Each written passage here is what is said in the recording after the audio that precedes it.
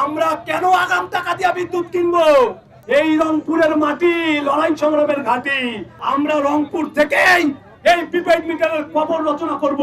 এই মিটার সব খুলে ফেলবো, তারপরে আমরা এই মিটার থেকে সরে আসুন। এই জানাচ্ছি আমার সংগ্রামী সালাম। আসসালামু আলাইকুম। এমন জাতীয়বাসী আছে, এজন্য এই প্রকল্প মতামতকে উপেক্ষা করে জনগণের মতামতকে আমাদের মাননীয় প্রধানমন্ত্রী দৃষ্টি আকর্ষণে আসে। একই বিদ্যুৎ ব্যবহার করে তাকে 3 গুণ সেই মিটার চাই না। যে মিটার পকেট কাটে, যে মিটার দুর্বল ফেলে, রাজশাহীর প্রিপেইড মিটার লাগিয়েছে।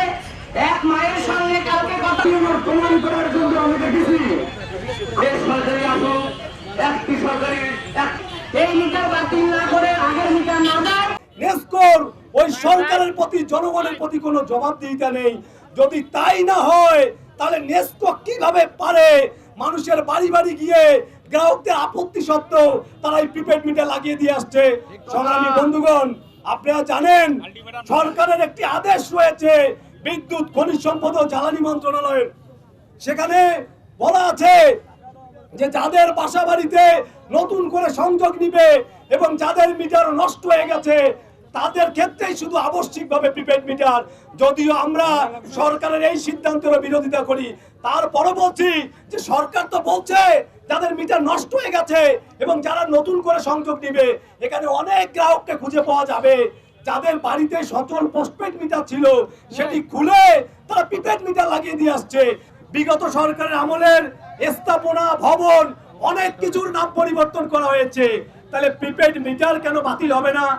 আমরা বলতে চাই যে এই যে বিদ্যুৎ খাত, এই বিদ্যুৎ খাতের অনিয়ম দুর্নীতি লুটপাটের দায় আমাদের কাঁধে চাপানো যাবে না।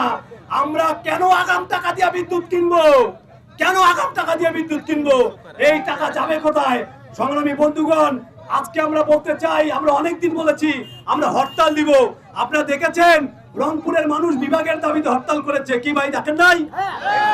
আমরা শিক্ষা বোর্ডের জন্য হরতাল করেছি, যদিও পরে সেটা দিনাজপুরে গিয়েছে। আমরা সিটি কর্পোরেশনের জন্য হরতাল করেছি, আমরা বিশ্ববিদ্যালয়ের জন্য হরতাল করেছি। এই রংপুরের মাটি লড়াই সংগ্রামের ঘাঁটি। আপনারা জানেন ৭১ সালে যে মহান মুক্তিযুদ্ধ হয়েছে সেখানকার প্রথম শহীদ হচ্ছে শঙ্কু সমাজদার, আর ১৬ই জুলাই যে আবু সাইদ জীবন দিয়েছে সেও কিন্তু রংপুরের ছেলে। আমরা রংপুর থেকেই এই প্রিপেইড মিটারের কবর রচনা করব।